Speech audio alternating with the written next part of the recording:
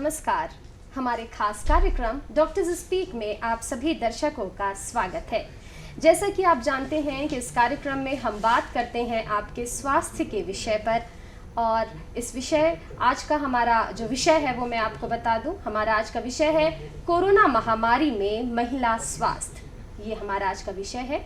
इस विषय पर चर्चा करने के लिए हमारे साथ स्टूडियो में मौजूद हैं प्रदेश की जानी मानी वरिष्ठ चिकित्सक डॉक्टर आंचल अग्रवाल जी, जो कि स्त्री रोग विशेषज्ञ हैं। डॉक्टर आंचल जी, मैं आपका स्टूडियो में स्वागत करती हूँ। धन्यवाद।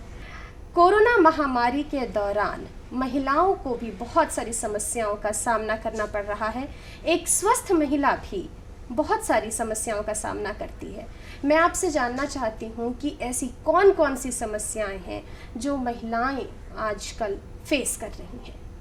जी, नॉर्मली कोरोना की वजह से महिलाएं और पुरुष दोनों में ही समान तरीके की समस्याएं आई, बट महिलाओं में ज़्यादा इसलिए आया जैसे कि लॉकडाउन लगा तो घर पे ज़्यादातर लोग रहने लगे, महिलाएं पुरुष दोनों रहने लगे, तो उसकी वजह से घर पे काम भी बढ़ा, तो महिलाओं में वो फिज़िकल स्ट्रेस एक ज़्यादा आया। साथ में एक घर पे सब कोई के भीड़ रहने से एक मानसिक तनाव बना, तो एक डिप्रेशन का लेवल ज़्यादा आया। प्लस जिन महिलाओं को थायराइड है या शुगर की बीमारियां हैं, उनमें ऑलरेडी एक स्ट्रेस फैक्टर होता ही है, उसकी वजह से ये एक और स्ट्रेस फैक्टर इंक्लूड हो गया कोविड की वजह से। और महिलाएं ज़्यादातर अपनी चीज़ें बताती नहीं हैं, उनको संकोच करती है वो अपने सिम्टम्स बताने में। जब वो डॉक्टर के पास आती हैं तो ऑलरेडी उनके सिम्टम्स बढ़े हुए होते हैं। एक डिप्रेशन फैक्टर उनमें होता है, जो चिड़चिड़ाहट लेवल होता है वो इस कोविड के टाइम में थोड़ा बढ़ गया। बट यूजुअली अगर वो ये प्रेजेंट करती है अपने घर पे लोगों को, तो उनका कहना ये होता है कि ये तो ऐसी ही है, ये एक सामान्य सेंटेंस है, ये तो ऐसी ही है जी। पर ये एक्चुअल में एक बीमारी का संकेत हो सकता है, एक डिप्रेशन का संकेत हो सकता है। डिप्रेशन के जो सिम्टम्स होते हैं कि ज़्यादा चिड़चिड़ाना, अकेले में बैठ के रोना, वर्थलेसनेस फील होना, लाइफ के लिए कोई मीनिंग नहीं फील होना। तो जब ये सारी दिक्कतें आती है महिलाओं को, तो उनको तुरंत से तुरंत डॉक्टर को संपर्क करना चाहिए। और साथ ही में कोविड के कारण जो नॉर्मल रूटीन में महिलाओं को समस्याएं आती है, जैसे कि मेंस्ट्रुअल प्रॉब्लम्स कुछ हो गए, बैक एक होना, पेन एब्डोमेन होना, ये सारे सिम्टम्स कुछ बड़ी बीमारियां भी ला सकती हैं, जो वो डॉक्टर के पास ना जा कर के घर पे ही ऐसी नॉर्मल दवाइयाँ ले कर के उसको कर लेते हैं। तो ये सारे सिम्टम्स जब छुप जाते हैं, जब वो डॉक्टर के पास आती है तो ऑलरेडी एक बड़ी बीमारी हो चुकी होती है। तो ये सारी दिक्कतें ज़्यादा बढ़ गई कोविड के दौरान में। डॉक्टर साहिबा, ये कैसे पता लगेगा कि एक सामान्य जो महिला है वो अवसादग्रस्त है, उसे डिप्रेशन हो चुका है, इस चीज़ का पता कैसे लगेगा? जी, जैसा कि मैंने बताया, नॉर्मल ये थायराइड हुआ या डायबिटीज़ हुआ, ये कोई भी ऑटो इम्यून डिजीज़ होती है, उसमें भी एक नॉर्मल चिड़चिड़ाहट होता है। अगर अब बॉडी स्ट्रेस में है, वायरल फीवर में भी है आपकी बॉडी, तो एक चिड़चिड़ाहटपन आ जाता है, आपको कुछ खाना भाता नहीं है। लेकिन डिप्रेशन में ये होता है कि आप जब अकेले बैठे हुए हैं तो अचानक से आपको बिना बात की रोना आ रहा है, आपको ऐसा सुसाइडल थॉट्स आ रहे हैं, घर में कोई भी छोटी सी भी झगड़ा हुआ है, छोटा सा झगड़ा हुआ है, बातचीत हुआ है, तो उसमें उनको सुसाइडल थॉट्स आ रहे हैं, जो कि नॉर्मल व्यक्तियों के लिए आम बात है। उनको अपनी लाइफ में मेरा कोई वर्थ नहीं है, मैं किसी काम की नहीं हूँ इस दुनिया में, ये सारी जो थॉट्स आते हैं, प्लस मैं इस लाइफ के लिए कुछ कर नहीं पाऊंगी आगे ज़िंदगी में, मैं ये काम नहीं कर सकती। सो जैसा कि मैंने बताया, ये सारे सिम्टम्स जब भी आते हैं तो उनको छुपाने की बजाय बेटर होता है डॉक्टर से कंसल्ट करें। यूजुअली इंडिया में ज़्यादातर महिलाएं अपने सिम्टम्स को बताती नहीं हैं, संकोच करती है किसी को भी बताने में। तो हो सके तो किसी भी एक मेंबर को फैमिली में बताइए। ये सारी चीज़ें डिस्कस करने से बहुत हद तक समस्याएं कम हो जाती है। एक पॉजिटिविटी वाइब होना चाहिए। साथ ही में आप डॉक्टर के पास जाइए, वो आपकी पूरी तरीके से हेल्प करेगा मेडिकेशंस के साथ में, या फिर आपको मेडिटेशन वगैरह या फिजिकल स्ट्रेस फैक्टर कम करने के। तो मतलब संकोच नहीं करना जी, है, बिल्कुल, शर्माना नहीं है, झिझकना नहीं है, खुल करके परिवार के सामने अपनी समस्या को व्यक्त करना है, और लगे तो डॉक्टर से भी कंसल्ट करने की ज़रूरत है, ताकि कोई बड़ी समस्या जो है वो सामने आकर के अचानक ना खड़ी हो जाए। अभी आपने मासिक धर्म का भी जिक्र किया। ऐसा भी कहा जा रहा है कि टीकाकरण जो है और मासिक धर्म जो है महिलाओं का, इसके बीच में भी कुछ कनेक्शन है। बहुत सारी शिकायतें आई। मैं आपसे चाहूँगी कि आप इस बात पर थोड़ी सी रोशनी डालें कि मासिक धर्म और टीकाकरण, कोरोना टीकाकरण, क्या इन दोनों के बीच में कुछ संबंध है? जी, जब टीकाकरण आया इंडिया में तो 3-4 महीने पहले अचानक से एक सोशल मीडिया में एक अफवाह उड़ा कि मेंस्ट्रुएशन के टाइम में या मेंस्ट्रुएशन से 1 हफ्ते पहले या 1 हफ्ते बाद में महिलाएं टीकाकरण ना करवाएं, उनकी वजह से उनको अनेक समस्याएं आएंगी। बट मैं आप लोगों को ये बता दूं कि टीकाकरण में और मेंस्ट्रुएशन का कोई भी रिलेशन नहीं है। ऐसा बिल्कुल नहीं होता कि मेंस्ट्रुएशन के टाइम में आपकी इम्यूनिटी कम हो जाएगी तो आप टीका लगवाएंगे तो आपको उससे कोविड हो जाएगा। ये सारे बस अफवाह थे। आप बिल्कुल ही सेफ है। टीकाकरण मेंस्ट्रुएशन के टाइम भी लगवा सकते हैं, मेंस्ट्रुएशन के पहले या बाद में कभी भी लगवा सकते हैं आप। दोनों में कोई भी संबंध नहीं है। जी बिल्कुल। एक और भी अफवाह उड़ी कि प्रजनन क्षमता भी कमजोर हो जाती है, तो क्या ये सच है?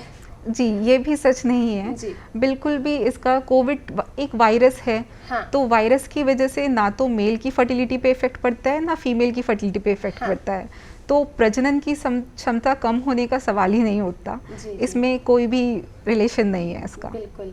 कोरोना के कारण भी प्रजनन क्षमता में असर नहीं पड़ेगा यदि कोई कोरोना पॉजिटिव होता है तो भी, और अगर टीकाकरण अगर उसने टीका लगाया है व्यक्ति ने तो भी किसी प्रकार की प्रॉब्लम नहीं होगी भविष्य जी में। नहीं, जैसे कि पहले भी बहुत सारे वायरस आए, सार्स इन्फेक्शन आया, निमोनिया हुआ, ये सारे एक वायरस ही है। तो कभी भी वायरस के कारण में प्रजनन क्षमता कम होना या फर्टिलिटी में कोई इफेक्ट आना या फिर बच्चे में कोई इफेक्ट आना, ये कभी नहीं देखा गया।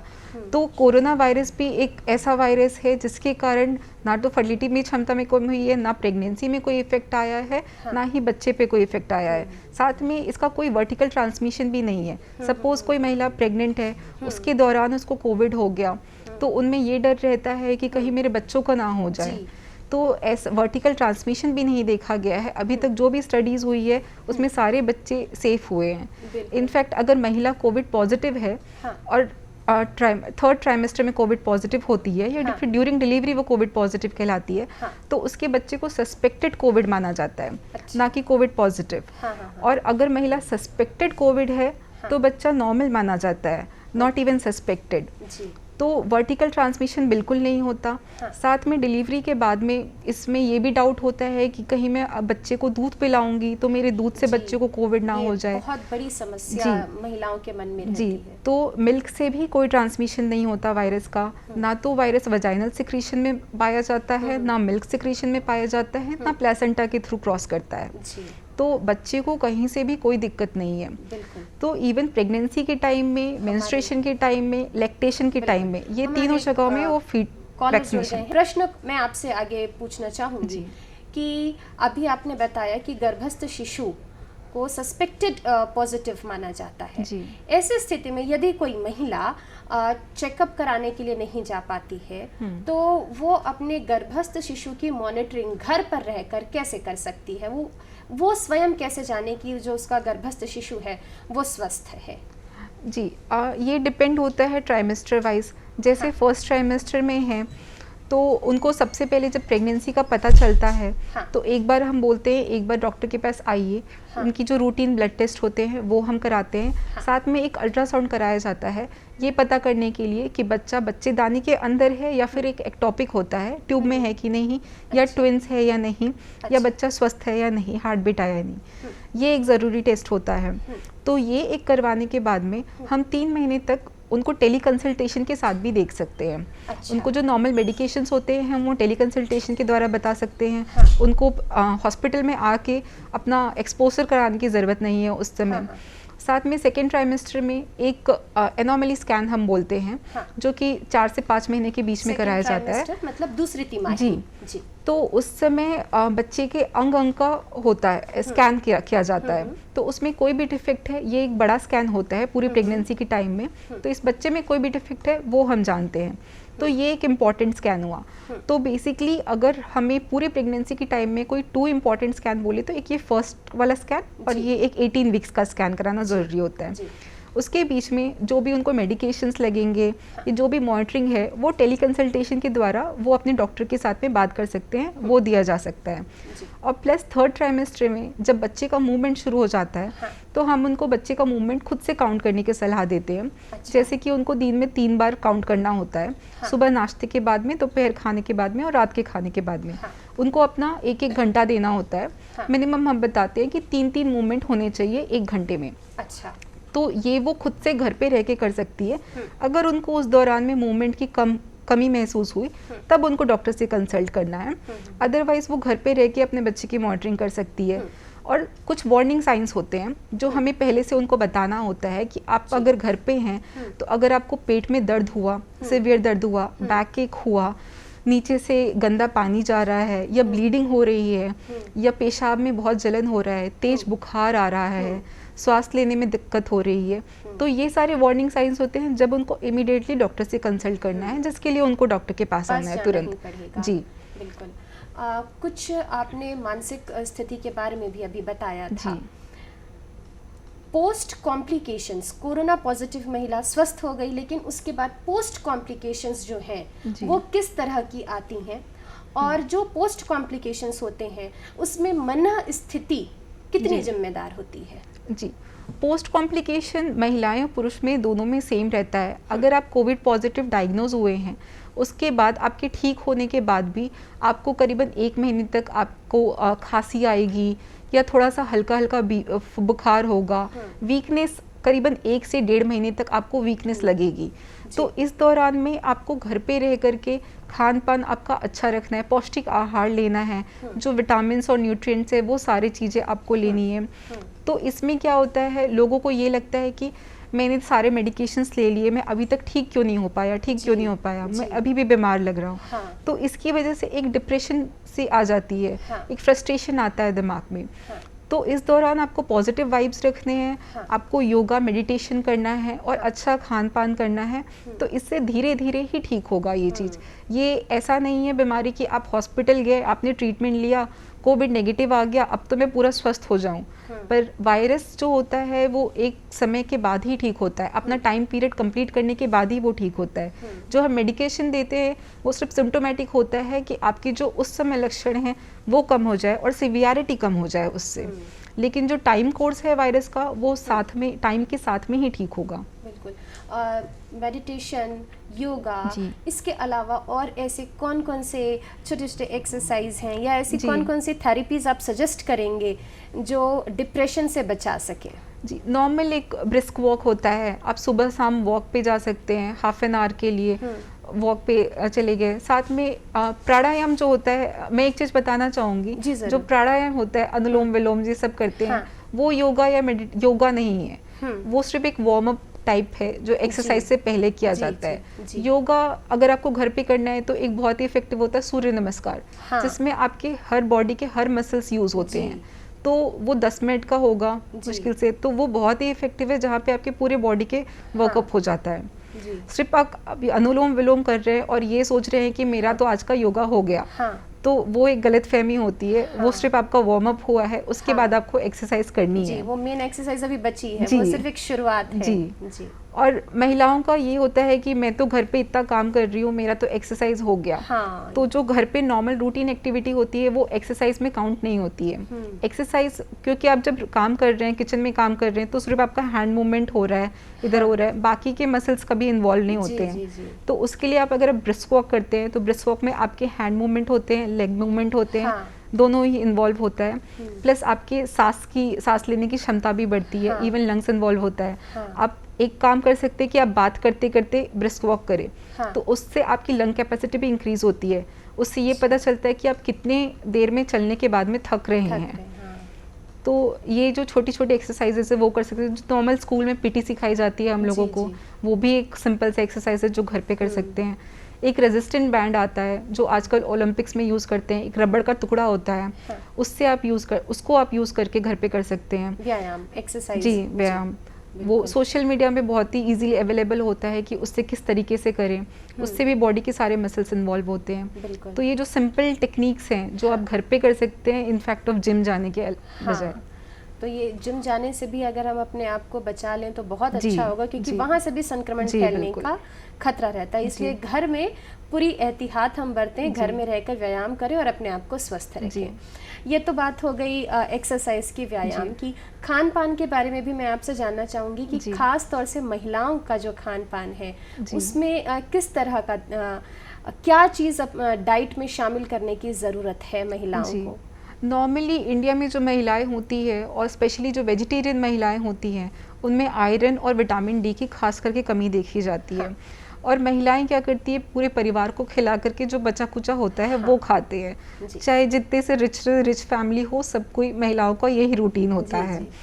तो महिलाओं को पौष्टिक आहार लेने के लिए अपने डाइट में ग्रीन वेजिटेबल्स ज़्यादा इंक्लूड करना है। चपाती आप 1 या 2 खाइए, बट वेजिटेबल्स आपको पूरी मात्रा में लेने हैं। प्लस जो महिलाएं प्रेग्नेंट हैं उनको हम आयरन कैल्शियम देते हैं, वो एक उनका सप्लीमेंट है, वो उनको लेना ही है। और नॉर्मली जिन महिलाओं का आयरन कम रहता है उनको भी आयरन टैबलेट्स लेने हैं। प्लस 30+ महिलाओं को हम कैल्शियम लेने की सलाह देते हैं। तो एक आयरन और कैल्शियम तो एक ऐसी चीज़ है जो महिलाओं में कम ही होती है, तो वो उनको सेवन करना ही है। अगर आप टैबलेट नहीं ले पाते हैं तो इसका खाने पीने में भी विकल्प होता है, जैसे आप दही ले लीजिए, पनीर लीजिए, ये सारी चीज़ों से आपको पौष्टिकता मिलती है। अगर आप नॉन वेजिटेरियंस है तो एग खाइए, बट जो नॉन वेजिटेरियंस है उनको चीज़ें पका कर खानी चाहिए।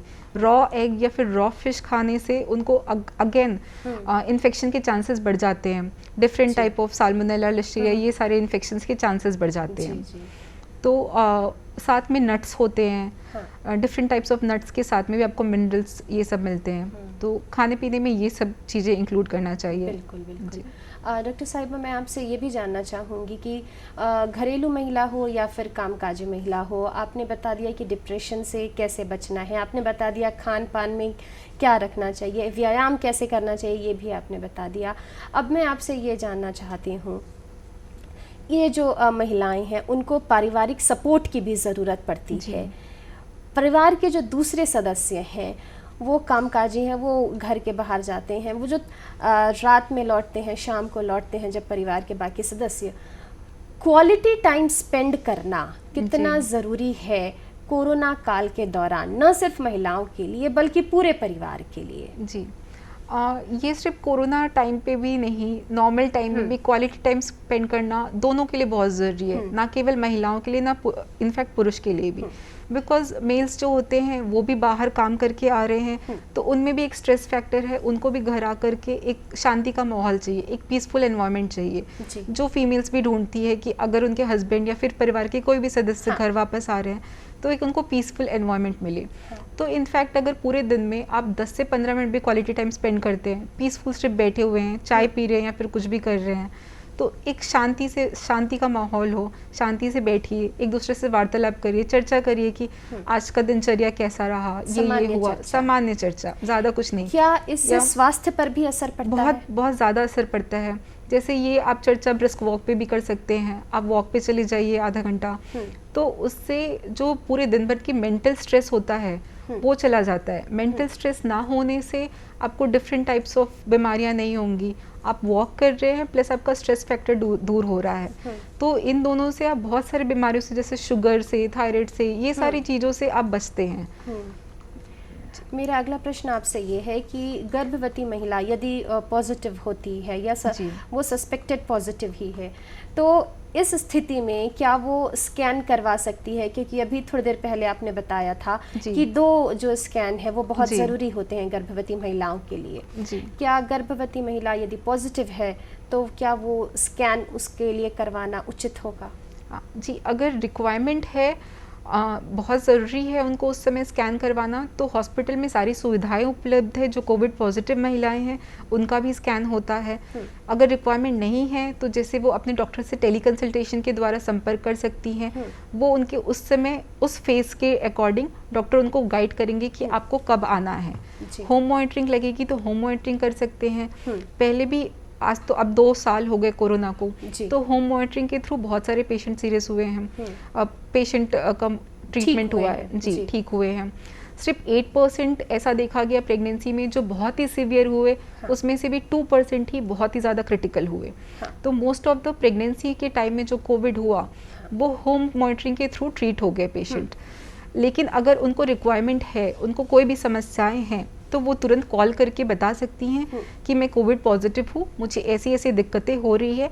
तो उनके लिए विशेष सुविधाएं उपलब्ध होती है हॉस्पिटल में। पहले से सब कोई सतर्क हो जाते हैं कि कोविड पॉजिटिव पेशेंट आएंगी, तो उनको ट्रीट करने के लिए भी हमारे पास डिफरेंट प्रोटोकॉल्स होते हैं। उनको रिसीव किया जाता है डिफरेंट रूम में, डिफरेंट अल्ट्रासाउंड मशीन होते हैं। तो उनके लिए उनके लिए ऐसा कहीं नहीं है कि आपको डिफरेंट रूप से आप कोविड पॉजिटिव है तो हम आपको ट्रीट नहीं करेंगे, ऐसा कहीं नहीं होता है। इनफैक्ट उनको विशेष ट्रीटमेंट मिलती है। ये तो बात हो गई कि जो प्रेग्नेंट महिला है वो फ़ोन के माध्यम से अपना ट्रीटमेंट करवा सकती है और बहुत ज़रूरी हुआ तो वो अस्पताल जा सकती है। लेकिन प्रेगनेंसी के अलावा बहुत सारी बीमारियां हैं ऐसी जो रेगुलर चेकअप जो है उसमें ज़रूरी होता है। लेकिन कोरोना काल में या फिर लॉकडाउन के कारण बहुत सारी महिलाएं जो हैं वो घर में कैद हो गई, वो अपनी जो बीमारी थी उसके रेगुलर चेकअप के लिए जा नहीं पाई। ऐसी कौन कौन सी बीमारियां हैं, मैं आपसे जानना चाहूँगी, जिनमें बहुत ज़्यादा सावधानी बरतने की ज़रूरत है, और यदि महिला बाहर नहीं भी निकल पाती तो घर में रह के सुरक्षित रह सकती है, अपने आप को सेफ रख सकती है। ऐसी कौन कौन सी बीमारियां हैं? जी, कोविड के टाइम ये हुआ कि सिर्फ इमरजेंसी केसेस, जो ये नॉर्मल बीमारियां है, सिर्फ इमरजेंसी केसेस देखा जा रहा था। तो जो नॉर्मल होता है, सफ़ेद पानी जाना, पेट में दर्द होना, एक पेल्विस का इन्फेक्शन जिसको हम PID बोलते हैं, PID होना, बच्चेदानी में गांठ होना, या कैंसर की शुरुआती जो लक्षणें होती हैं, ये सब महिलाएं नहीं आ पाई हॉस्पिटल में उस टाइम में। तो जब लॉकडाउन खुला तो हमने ये देखा कि ऑलरेडी वो काफ़ी स्टेज तक बढ़ गया है। तो ये एक नेगेटिव पॉइंट रहा, जो महिलाएं आ नहीं पाई और वो लेटर स्टेज में हमारे पास आई।